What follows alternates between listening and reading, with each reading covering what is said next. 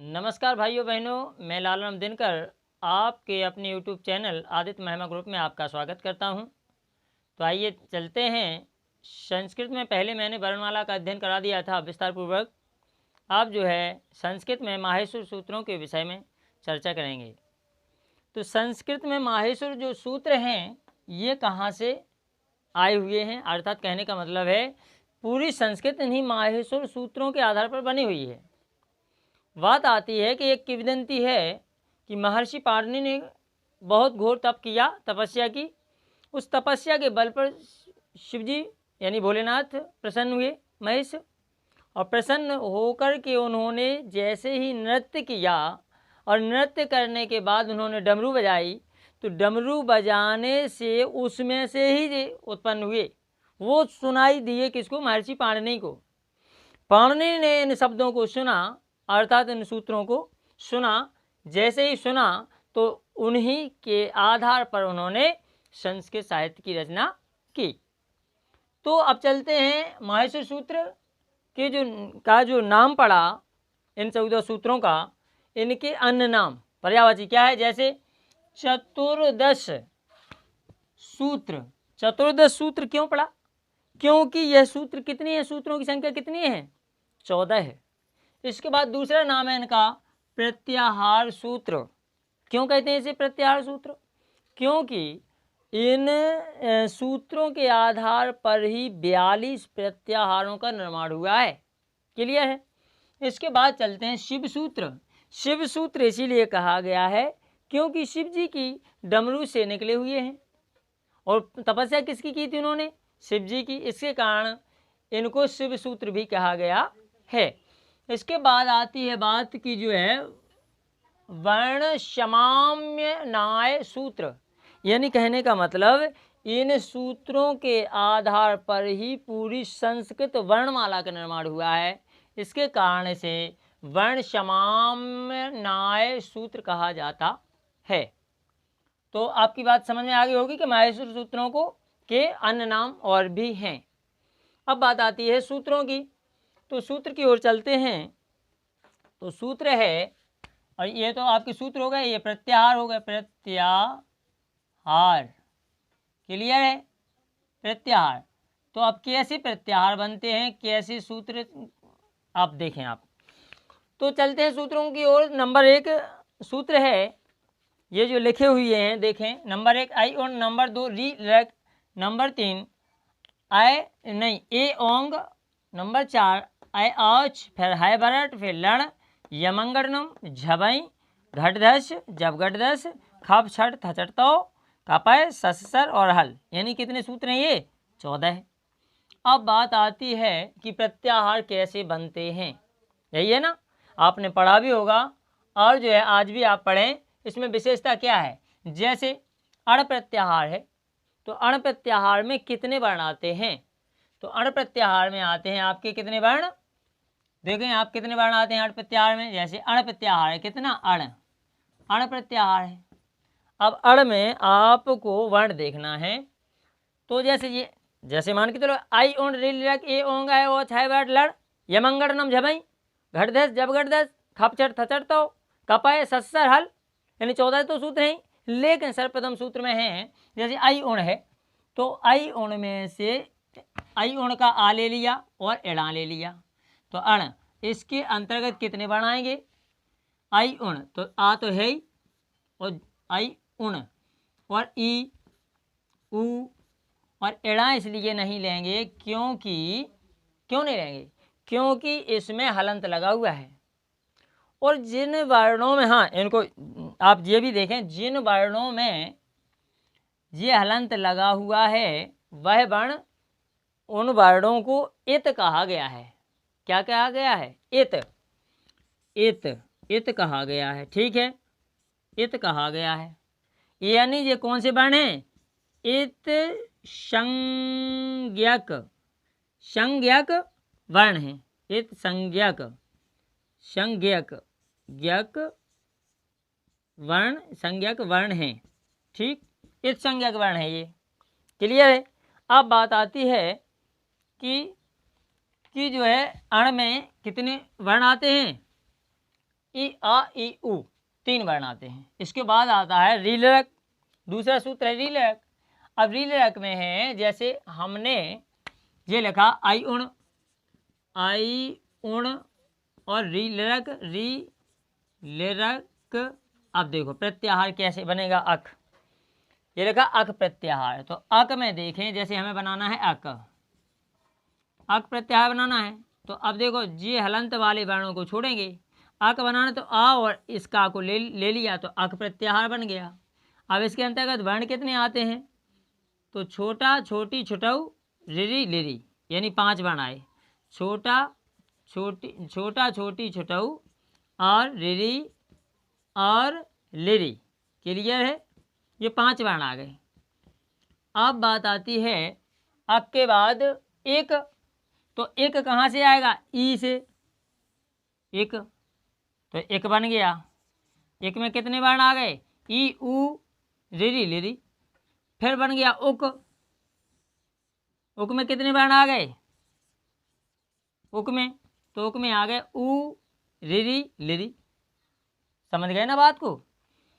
इसके बाद आता है अपना एंग प्रत्यय। कौन सा प्रत्यय, कौन सा प्रत्याहार, एंग प्रत्याहार। एंग में देखें आप भाई, एंग, तो एंग में कितने वर्ण आएंगे, एंग में, एंग, अब देखो एंग में वर्ण देखें आप, जैसे ये लिखा ए ओंग, तो ए और अंग यानी ऊंगा, तो इसको इस वर्ण हलंत वाले वर्ण को छोड़ देंगे और इन दो को ले लेंगे, तो कितने वर्ण आ जाएंगे इसमें, ए और उ, आएगा कि नहीं आएगा।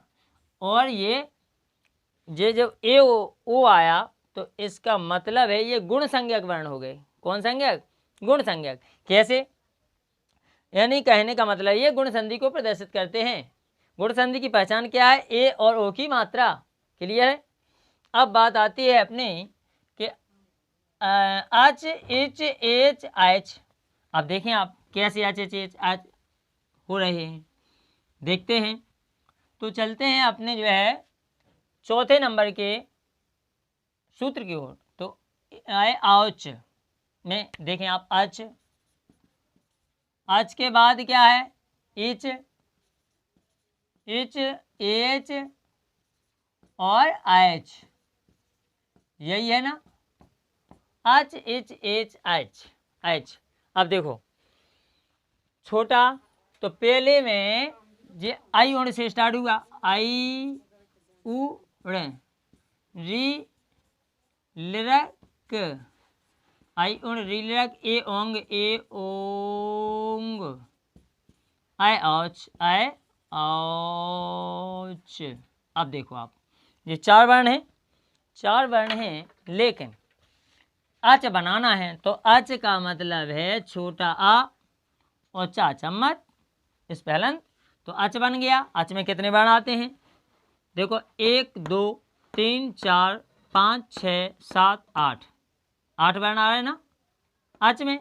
लेकिन आई उण री लिरक, ए ओंग आय औच, क्लियर है।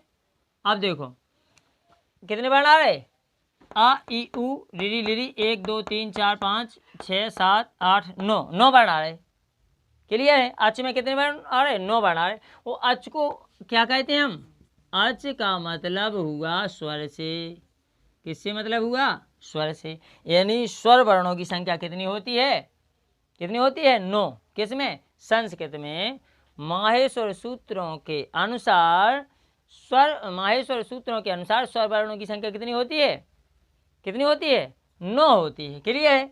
अब वैसे तो जो है बड़ा आ, बड़ी ई, बड़ा उ और बड़ी रिरी जोड़ करके हो जाती है 13, क्लियर है, 9 जाते रहे। लेकिन बात यह है कि सूत्रों के हिसाब से इनकी संख्या 9 होती, कितनी होती है, 9। अब देखो आप, अब अच में पूरे 9 समाहित हो गए। फिर आता है इच, तो इस ई अच, अभी तो अच था, फिर इसके बाद इच, तो इच हो गया। फिर इसके बाद उच, नहीं उच नहीं आया, अच इच एच एच, तो एच में देखें आप एच, तो ए और चा से जो होगा एच, आए और फिर चा एच, क्लियर है। एच में कितने आएंगे, एच में 1 2 3 4, 4 वर्ण आएंगे एच में, यानी ए आई ओ आओ एच में आएंगे। एच में आय और आओ आएगा। क्लियर है। आय और आओ वृद्धि संधि को प्रदर्शित करता है, ए और ओ गुण संधि को प्रदर्शित करता है। क्लियर है। अच्छा, दूसरी बात है कि ए आई ओ आओ, ये एच में आपके सभी चारों संयुक्त स्वर हो गए हैं। संयुक्त स्वर कितने होते हैं, 4। ए आई ओ आओ। क्लियर है। किससे बनता है, ए छोटा प्लस छोटी बराबर ए। आई किससे बनता है, छोटा प्लस ए बराबर आई। ओ किससे बनता है, छोटा प्लस ऊ बराबर ओ। आओ किससे बनता है, छोटा प्लस ओ बराबर आओ। क्लियर है। तो ये जो है 4 एच के अंतर्गत आ गए हैं, 4 संयुक्त स्वर। इसके बाद आती है अपनी एच। एच का मतलब हुआ वृद्धि संधि से आय और आओ, तो ए और ओ गुण संधि और आय और आओ वृद्धि संधि के अंतर्गत आते हैं। नहीं मात्राएं देखने को मिली कि नहीं मिली। अब बात आती, अब चलते हैं आगे की ओर। आगे अपना अट, क्या है अट, तो अट एक प्रत्याहार है और अट प्रत्याहार के अंतर्गत कितने वर्ण आते हैं। तो अट, अट देखें आप, आई उण के आ से लें आप, आई उण, ये लिखा आई उण, आई उड़न, आई उण का आ, और देखो आई उण री लक ए ओंग आई ओच है बरट, तो टा आएगा, तो है बरट। तो कितना हो गया, आई उण री लक ए ओंग आई ओच है बरट। तो अपन को जो है क्या अट, अट से मतलब है ना, तो अट प्रत्याहार में कितने वर्ण आते हैं देखें आप। अट, अट में आएंगे आपका छोटा आ से गिनती होगी, तो देखो आप 1 2 3 4 5 6 7 8 9 10 11 12 13, 13 वर्ण आ गए हैं। कितने वर्ण आ गए हैं, 13 वर्ण आ जाएंगे अट प्रत्याहार के अंतर्गत। ठीक है। क्वेश्चन ऐसा आ जाता है कि अट प्रत्याहार के अंतर्गत कितने वर्ण आते हैं, तो आपको हलंत वाला वर्ण छोड़ देना है, बाकी सभी काउंट कर लेना है। क्लियर है। तो 13 वर्ण आते हैं। अब बात आती है कि आगे देखते हैं आप, जैसे ये अट हो गया। अब अण एण यण, अण, अण में देखें आप आ और एणा एण अण, कौमा अण के बाद है एण और यण, एण और यण। अब देखो अण, तो अण में देखें आप जैसे आई उण, तो आ और एणा अण, और अण के अंतर्गत 3 वर्ण आते हैं। कितने वर्ण आते हैं, 3 वर्ण। अब देखो वैसे हम वर्णों की संख्या ज्ञात कराते हैं, ठीक है, तो मतलब 42 सूत्र हो जाते हैं आपके। और देखते हैं, जैसे हमने अण बताया तो अण हो गया 1। इसके बाद री लक, तो आ और का मिलके अक बना, फिर ई और का मिलके एक बना, और ऊ और का मिलके उक बना, इनकी संख्या हो गई 3। इसके बाद ए ओंग, तो एंग 1 बना। इसके बाद आता है आई औच, अच एच एच एच, कितनी बनी 4। इसके बाद अट, तो अट में एक ही बन रहा है, लेकिन वर्णों की संख्या पूछी जाए, यदि अट प्रत्याहार के अंतर्गत वर्णों की संख्या कितनी होती है, तो वर्णों की संख्या होगी कम से कम 13 है। बताया था 1 2 3 4 5 6 7 8 9 10 11 12 13। क्लियर है। लेकिन प्रत्याहार की संख्या 1 अट के अंतर्गत 8, तो प्रत्याहार है। अब बात आती है लण की, तो लण में देखें आप अण एण यण, कितने 3। इसके बाद यमंगणम, यमंगणम में आम यम और यंग, तो इसमें भी कितने 3। और इसके बाद झबई में या और या, यंग, यंग एक प्रत्याहार है और इसकी संख्या 1। फिर इसके बाद घटदस में भस झस 2, भस झस। और इसके बाद जबगढ़दस में आस हस बस जस झस बस। अब देखो आप वस है और बस है। अब बात आती है 1 2 3 4 5 6, इनकी संख्या कितनी है 6। इसके बाद खपछट थचट, तो इसमें है 6, और 6 का मतलब 1। क्या है ये, प्रत्याहार है भैया मेरे, ये जो है वर्णों की संख्या नहीं बता रहा हूँ मैं, प्रत्याहार बता रहा हूँ। इसके बाद कपय, कपय में 1 2 3 4 5, तो 5 ये हो गए। इसके बाद सस सर, ससर में कितनी आती है 1 2 3 4 5, यानी यर झर खर चर सर, 5 आती है तो 5 लिख लो। इसके बाद आता है अपना, देखिए आप हल, हल में कितना, अल हल बल रल झल सल, तो 1 2 3 4 5 6, ठीक है, तो 6 जी। अब देखो 42 प्रत्याहार हो रहा है कि नहीं, 1 और 3 4 और 4 8 1 9 1 10 10 10 और 6 16 16 17 18 19 19 6 21 22 22 5 27 27 और 5 32 32 और 6 38। अभी जो है कितनी संख्या, अभी 42 नहीं हो रही है, यानी प्रत्याहार की संख्या कितनी है, 42 है। अपन जो है कोई छोड़ गए हैं, यानी हाँ देखें 42 सूत्र देखें आप कि जो है हम जो है कहाँ पे भूल गए हैं। जैसे 1 3 1 और इसमें कितने हैं, 4, इसमें 8 5, ठीक है, 1 इसमें है, 3 इसमें है और 3 इसमें है और 1 इसमें है, 2 इसमें है और इसमें कितने हैं, 1 2 3 4 5 6, 6 इसमें हो गए। इसके बाद 1 1, इसके बाद हाँ 1 2 3 4 5, तो 5 5, इसमें है 6। अच्छा यहीं पे भूल गए होंगे, तो देखो यहीं पे भूल गए ना, देखते हैं 3 और 1 4 4 8 1 9 1 10 10 3 13 3 16 17 17 2 19 19 6 25 19 6 25 25 5 30 5 35 35 और 6 41 और 1 42। हम वही तो कह रहे थे कि जो यहीं पे भूल गए होंगे हम, 42 सूत्र हो गए, 42 क्या हो गए, प्रत्याहार हो गए। सूत्र तो 14 ही है भैया मेरे। अब बात आती है कि जो है क्या, अण, अण में कितने आ रहे, जैसे आ और एड़ा। अब देखो आप कितने वर्ण आते हैं अण प्रत्याहार के अंतर्गत, किसके, अण, अण प्रत्याहार के अंतर्गत कितने वर्ण आते हैं, तो आई उन रीलक एवं एवं 6 वर्ण लण, तो लण का एड़ा उठा लिया, कितने वर्ण हैं, 1 2 3 4 5 6 7 8 9 10 11 12 13 14, इसमें कितने वर्ण आते हैं, 14 वर्ण आएंगे, ठीक, क्लियर है। इसके बाद जैसे मान के चलो इण, तो इण में यण में आपकी समझ में आ गई होगी ना बात। इसके बाद यमंगणनम, यमंगणनम का मतलब है इसमें सभी पंचम अक्षर आते हैं, क्या आते हैं, पंचम अक्षर। देखो अब दूसरी बात और समझें आप, ये प्रत्याहार तो हो गए 42, लिखे भी हैं, आपको समझ में भी आ जाएंगे, इस हिसाब से निकलते हैं प्रत्याहार। अब बात आती है जैसे हमने वृद्धि संधि में बताया था आय और आओ की मात्रा, हैबरट में बताया, हैबरट का मतलब है हैबरट, है व रट, और ये है लड़, यही है, ये 5वें नंबर का है, ये 6वें नंबर का है। तो हैबरट में कौन से व्यंजन निकल रहे हैं, हैबरट में देखें आप, इस हा को छोड़ दें आप, या वा रा और ला, इनमें क्या निकल रहा है अंतस्थ अंतःस्थ, अंतःस्थ वर्ण या व्यंजन, ठीक है, अंतस्थ वर्ण निकल रहे, क्लियर है। इसके बाद आता है आपका यमंगणनम, यमंगणनम का मतलब हुआ आपका क्या निकला इसमें, यमंगणनम का मतलब है प्रत्येक वर्ग के पंचम अक्षर से, यानी सभी पंचम अक्षर निकल रहे हैं।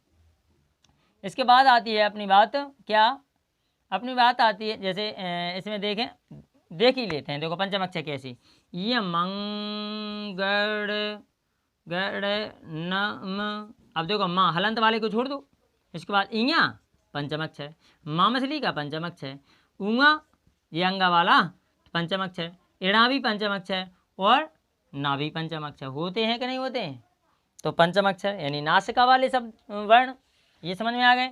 इसके बाद अगले सूत्र में क्या निकल रहा है, देखें आप, जैसे झबई हैं, झबई में पहले तो प्रत्याहार निकलेगा, यही यही निकाला इन्होंने प्रत्याहार, यही का मतलब है इस या से, यानी हैबरट के या से, हैबरट के या से, और जो है झबई के यहाँ तक, यही प्रत्याहार निकाला।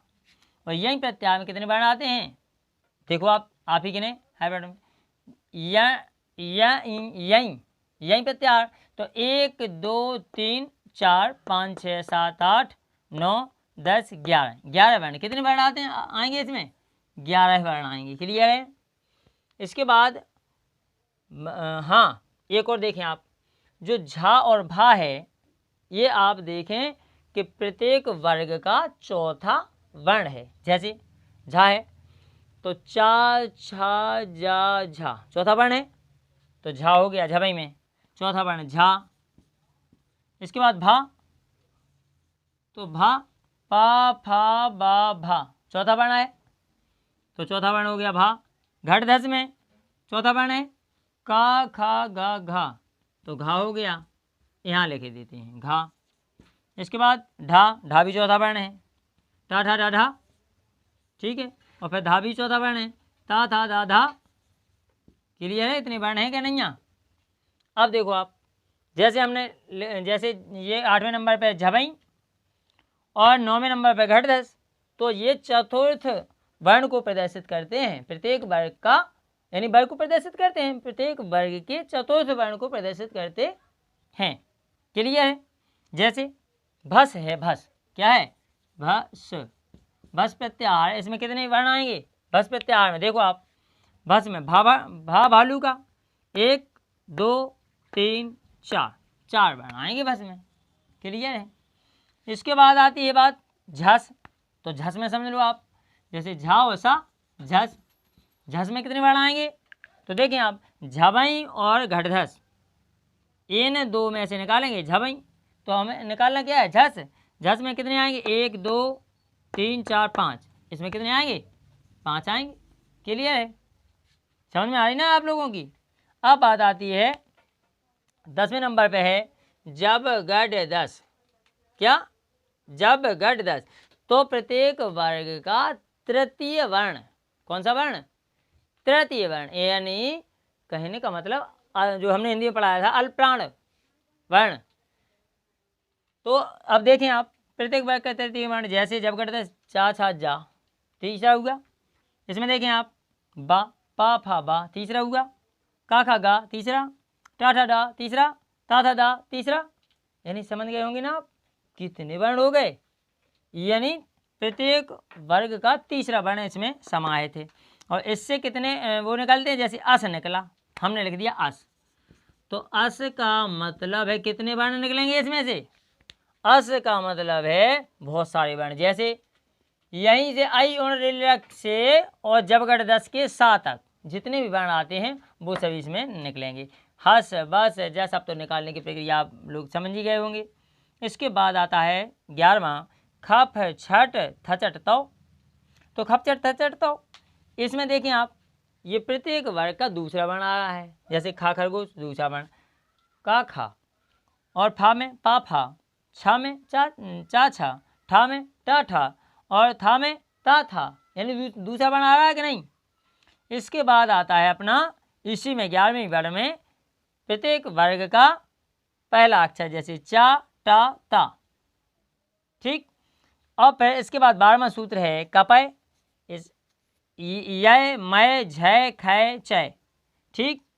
और इसके बाद है सस सर। अब ये किसको प्रदर्शित कर रहा है? आप बताएं। ये ऊष्म वर्ण को प्रदर्शित कर रहा है। कौन? ये जो है 13वां सूत्र, 13वां सूत्र किसको प्रदर्शित कर रहा है? ऊष्म वर्ण को। जैसे शस सस सर, सस शर में वर्णों की संख्या है। पहले तो ये क्वेश्चन पूछ लेगा, इसके बाद ये भी पूछ सकता है सस सर में कौन से वर्ण आते हैं?